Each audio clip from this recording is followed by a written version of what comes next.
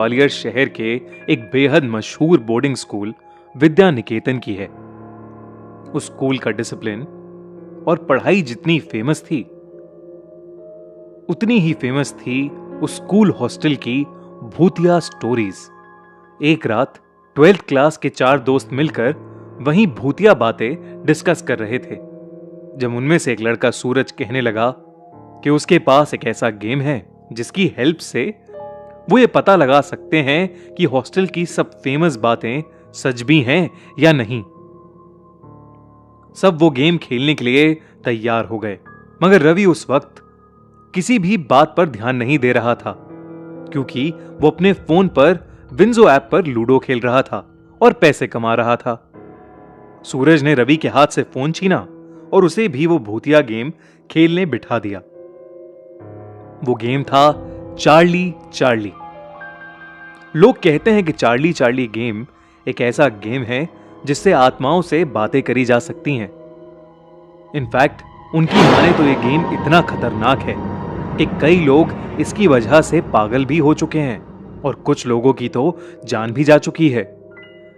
सूरज ने सबको एक सर्कल में बिठाया और बीच में एक पेपर पर यस नो नो यस लिखकर उस पर 2 पेंसिल्स रख दी। रवि ये देखकर हंसने लगा और वो सर्कल से उठकर जाने ही वाला था कि अचानक कमरे की लाइट्स फ्लिकर करने लगी। ये देखकर सबके होश उड़ गए। तभी सूरज ने रवि से वापस आराम से बैठने को कहा और फिर सूरज ने गेम की तरफ देखते हुए कहा, Charlie Charlie are you there?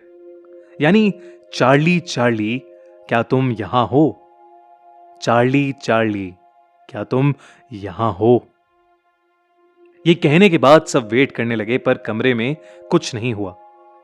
सूरज ने दोबारा वही सवाल पूछा, तब भी कुछ नहीं हुआ। इस पर रवि ने उस गेम का मजाक उड़ाना शुरू कर दिया।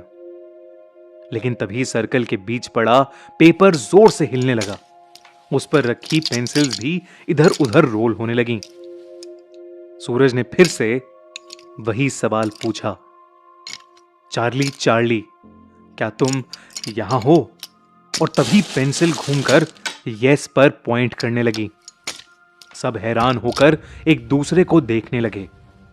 इसके बाद एक एक करके सब चार्ली से कुछ ना कुछ क्वेश्चंस पूछने लगे, जिससे वो कंफर्म कर सकें कि सच में चार्ली की आत्मा वहां वाकई थी या नहीं। किसी ने पूछा, चार्ली क्या तुमने आज तक किसी को डराया है? तो किसी ने पूछा, चार्ली क्या कभी तुमने किसी की जान ली है? पेंसिल घूमती रही, कभी यस पर तो कभी नो पर। रवि उस सर्कल में बैठे बैठे भी सबका और चार्ली चार्ली गेम का मजाक उड़ाता रहा। उसे अब भी लग रहा था कि सूरज सबके साथ कोई मजाक कर रहा है। सबकी बारी हो चुकी थी और सूरज ने रवि को चार्ली से सवाल पूछने के लिए कहा। रवि ने मजाक में पूछा, चार्ली क्या तुम बेवकूफ और पागल हो? इस पर पेंसिल नहीं हिली और रवि को विश्वास हो गया कि चार्ली चार्ली गेम बकवास है और वो सर्कल से उठ गया। लेकिन जैसे ही वो वहां से उठा, उसी वक्त पेंसिल घूमकर यस पर पॉइंट करने लगी और फिर जोर जोर से हिलने लगी। कमरे की लाइट्स अब और जोर से फ्लिकर कर रही थीं। सब डर के मारे अपनी जगह पर जम से गए थे। तभी अचानक से लाइट चली गई और पूरे कमरे में अंधेरा हो गया। उस अंधेरे में उन दोनों लड़कों को बस 2 चमकती लाल आंखें दिख रही थीं, जिसे देखकर वो बुरी तरह डर गए थे। सूरज ने जल्दी से जाकर लाइट ऑन की। तभी सबकी नजर रवि पे गई और सभी ने जो देखा वो देखकर सबके पैरों तले जमीन खिसक गई। रवि का चेहरा अचानक नीला पड़ गया था। धीरे धीरे वो वहीं खड़ा खड़ा कांपने लगा। उसकी आंखें सफेद हो गई थीं और वो एक अजीब सी आवाज में चिल्लाने लगा, जैसे कोई उसका गला घोट रहा हो।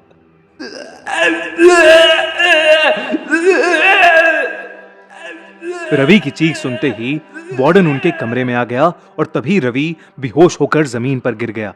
हॉस्टल का स्टाफ जल्दी से रवि को लेकर हॉस्पिटल पहुंचा। पर डॉक्टर समझ ही नहीं पा रहा था कि रवि ऐसे अचानक बेहोश कैसे हो गया। फॉर्चुनेटली रवि को 2 दिन बाद होश आ गया, लेकिन उसे कुछ याद नहीं था। ना ही किसी का गला घोटना, ना ही बेहोश होना, और ना ही चार्ली चार्ली गेम खेलना। सूरज और उसके बाकी दोस्तों ने डिसाइड किया कि वो लोग फिर से ऐसा कोई भूतिया गेम नहीं खेलेंगे। इनफैक्ट अगर आप लोगों को भी कुछ खेलना है तो